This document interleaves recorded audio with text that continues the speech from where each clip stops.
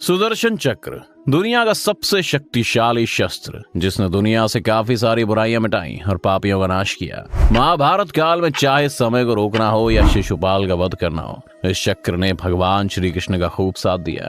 लेकिन एक दिन अचानक ये चक्र गायब हो गया और तब से यही सवाल था कि आखिर ये चक्र गया कहाँ। दोस्तों, आज हम आपको बताएंगे कि कैसे इतना शक्तिशाली चक्र कहाँ गायब हो गया। सुदर्शन चक्र हिंदू माइथोलॉजी के हिसाब से दुनिया का सबसे शक्तिशाली हथियार है। ये कोई आम हथियार नहीं है, ये एक ऐसा हथियार था जो दुश्मन को एक ही पल में सर्वनाश कर सकता था। ये भगवान विष्णु का शस्त्र था, जिसे भगवान विष्णु और उनके अवतार ही धारण कर सकते थे। ऐसा हथियार जिसका निशाना कभी नहीं चूक सकता था। भगवान कृष्ण जिस कारण भी सुदर्शन चक्र को छोड़ते थे, ये चक्र वही काम करके आता था। सुदर्शन चक्र एक ऐसा अचूक अस्त्र था जिसे छोड़ने के बाद ये लक्ष्य का पीछा करता था। ये आजकल के मिसाइल, रॉकेट, इस सब चक्र के आगे बहुत कमजोर थे। सुदर्शन चक्र भगवान विष्णु के मन की बात सुनता था और उन्हीं की आज्ञा मानता था। पुराणों के मुताबिक ये चक्र किसी तरीके से नहीं चलाया जाता, बल्कि ये तो इच्छा शक्ति के हिसाब से काम करता था। ये चक्र कभी गलती नहीं करता था। जिसे मारने के लिए इसका इस्तेमाल किया जाता था, ये उसी को मारकर वापस लौटता था। इस वजह से भगवान विष्णु इसे सोच समझ कर इस्तेमाल करते थे। महाभारत के युद्ध में भी श्री कृष्ण ने आखिरी बार इस शस्त्र का इस्तेमाल किया था। उसके बाद सुदर्शन चक्र के इस्तेमाल का कभी कहीं जिक्र नहीं मिलता था। आखिर कहाँ गया शक्तिशाली चक्र, बताएंगे दोस्तों आपको। लेकिन उससे पहले जानते हैं कि ये चक्र दिखता कैसा था और भगवान विष्णु को आखिर ये मिला कहाँ से। इस चक्र की आकृति को लेकर भी पुराणों में अलग अलग वर्णन मिलता है। ऋग्वेद के मुताबिक सुदर्शन चक्र एक गोल चक्र है जिसमें 108 ब्लेड्स हैं। ये चक्र कई योजन की दूरी तय कर सकता है। एक योजन में करीब 8 माइल्स होते हैं। वामन पुराण के मुताबिक इसका केंद्र वज्र से बना हुआ 12 तीलियां 12 महीनों को दिखाती है, तो 6 नाभि 6 ऋतुओं को दिखाती है। वहीं सुदर्शन चक्र के अस्तित्व को लेकर भी हर किसी के अलग अलग मत हैं। मान्यताओं के मुताबिक ये चक्र भगवान विष्णु की तर्जनी उंगली में, वहीं भगवान श्री कृष्ण के हाथ में अंगूठी की तरह समाया हुआ था, जो लगातार घूमता रहता था। ऋग्वेद के मुताबिक ये कोई चक्र था ही नहीं, ये एक समय का चक्र था जो लगातार चलता रहता था। जब भी भगवान विष्णु को समय में फेरबदल करना हो या फिर किसी को उसके पापों की सजा दिलानी हो, तो भगवान विष्णु और उनके अवतार इस चक्र के जरिए समय को रोक देते थे। मान्यताओं के अनुसार जब भगवान को किसी पापी का नाश करना होता था, तो भगवान समय के चक्र में जाकर दुश्मन को निहत्था कर देते थे और फिर उस पर वार करते थे। भगवान विष्णु इस चक्र को अपनी इच्छा शक्ति के मुताबिक प्रकट करते थे। वहीं भगवान कृष्ण ने सुदर्शन चक्र के जरिए महाभारत काल में बहुत से दुश्मनों का सर्वनाश किया था और वहीं भगवान ने इस समय चक्र के रूप में भी इस्तेमाल किया, इसलिए इसे समय चक्र कहा गया था।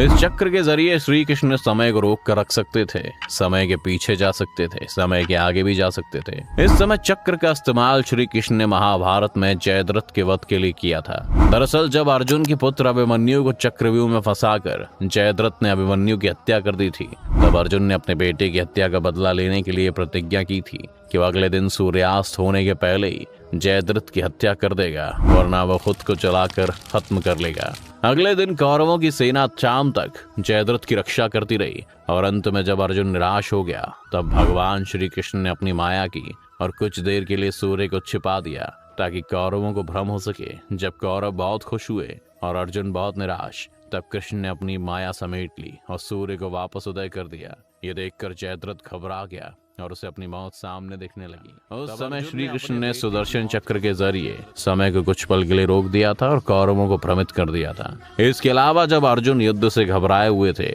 और वो युद्ध में भाग नहीं लेना चाहते थे और दुखी थे, तब उनको उनके कर्तव्य का ज्ञान कराने के लिए श्री कृष्ण ने उन्हें गीता का उपदेश दिया था।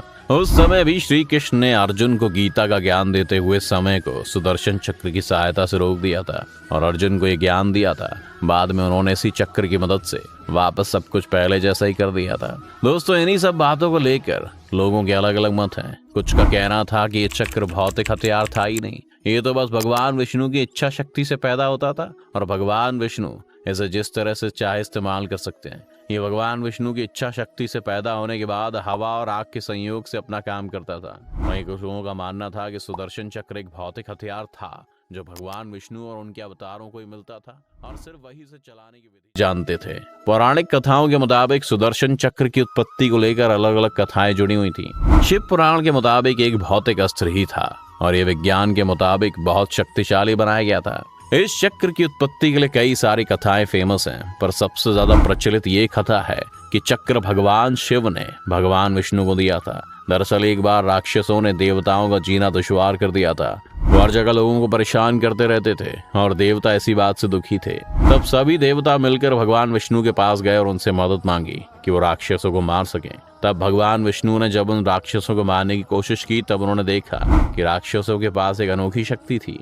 जैसे ही वो राक्षसों को मारते, वो राक्षस खुद को ठीक कर वापस जिंदा हो जाते। तब भगवान विष्णु ने सोचा कि अब सिर्फ भगवान शिव ही उनकी मदद कर सकते हैं। जब भगवान विष्णु भगवान शिव की शरण में गए, लेकिन उस समय भगवान शिव साधना कर रहे थे, तब भगवान विष्णु ने उनकी साधना को भंग न करके उनकी तपस्या करने का सोचा कि कई साल तक भगवान विष्णु भगवान शिव की तपस्या करते रहे।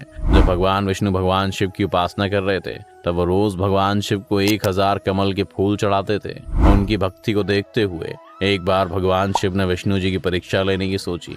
एक दिन जब भगवान विष्णु भगवान शिव के लिए फूल इकट्ठा कर रहे थे, तब भगवान शिव ने एक फूल छिपा दिया। एक फूल कम पाकर भगवान विष्णु ने सोचा कि मेरी आंखें भी कमल के जैसी हैं। इस वजह से उन्होंने अपनी एक आंख फूल की जगह चढ़ा दी। ये देखकर भगवान शिव बहुत खुश हुए और उन्होंने भगवान विष्णु को सुदर्शन चक्र दिया, जो एक ही पल में किसी भी दुश्मन का सर्वनाश कर सकता था। तब से ही भगवान विष्णु के पास ये चक्र मौजूद था। सुदर्शन चक्र 2 चक्रों से मिलकर बना था, जो लगातार अलग अलग दिशाओं में घूमते रहते हैं। शिव पुराण के मुताबिक इसमें 108 नहीं बल्कि 10 लाख ब्लेड्स हैं। पौराणिक कथाओं के मुताबिक यही कथा सबसे ज्यादा प्रचलित थी। वैसे दोस्तों, इस चक्र को लेकर और भी कथाएं हैं। पुराणों के मुताबिक ये चक्र विश्वकर्मा ने बनाया था। सूरज के तेज से विश्वकर्मा ने 3 चीजों को बनाया था, जिनमें सुदर्शन चक्र, पुष्पक विमान और त्रिशूल शामिल था। वाल्मीकि रामायण में वर्णन है कि भगवान विष्णु ने चक्रवन नाम के पहाड़ पर हायग्रीव नाम के राक्षस को मार दिया था और उससे विश्वकर्मा द्वारा बनाए गए चक्र को छीन लिया, ताकि इसका कोई गलत इस्तेमाल ना कर सके। पर दोस्तों, ये बात सही नहीं मानी जाती, क्योंकि पौराणिक कथाओं में ये बात का उल्लेख था कि इस चक्र को भगवान विष्णु के अलावा कोई और नहीं चला सकता था, ना ही इसे चलाने की विधि जानता था। कुछ शास्त्रों में ये भी लिखा था कि इसे भगवान बृहस्पति ने बनाया था। उन्होंने चक्र ब्रह्मा, विष्णु, महेश तीनों की शक्तियों को मिलाकर बनाया था और अंत में उसे भगवान विष्णु को सौंप दिया गया। ये कथाएं दोस्तों कुछ मतों में सही नहीं लगती। लोगों का मानना था कि भगवान विष्णु ने चक्र खुद ही पैदा किया था, क्योंकि वो खुद को चक्रधारी मानते थे। ये तो सभी मत इस चक्र की उत्पत्ति को लेकर। ये सुदर्शन चक्र आज कहाँ है? भगवान विष्णु का भगवान कृष्ण के बाद कोई अवतार नहीं हुआ, ना ही उनके बाद कभी इस चक्र का कोई उल्लेख हुआ है। दोस्तों, इस सवाल का एक जवाब भविष्य पुराण में मिलता है कि जब श्री कृष्ण ने अपनी देह त्यागी, तब ये चक्र भी उनके साथ ही धरती में समा गया और आज भी ये वही है। कलयुग में अपराध बढ़ जाने पर जब भगवान विष्णु कल की अवतार लेकर वापस आएंगे, तब ये चक्र भी उनको मिल जाएगा, क्योंकि ये चक्र चक्रधारी विष्णु जी का ही था। तो दोस्तों, ये थी सुदर्शन चक्र के बारे में पूरी जानकारी। दोस्तों, आप सुदर्शन चक्र को लेकर क्या सोचते हैं, हमें कमेंट सेक्शन में जरूर बताएं। अगर आपको वीडियो पसंद आए तो इसे लाइक और शेयर जरूर करें। साथ ही अगर आप चैनल पर नए हैं तो इसे सब्सक्राइब करना और बेल आइकन दबाना बिल्कुल ना भूलें।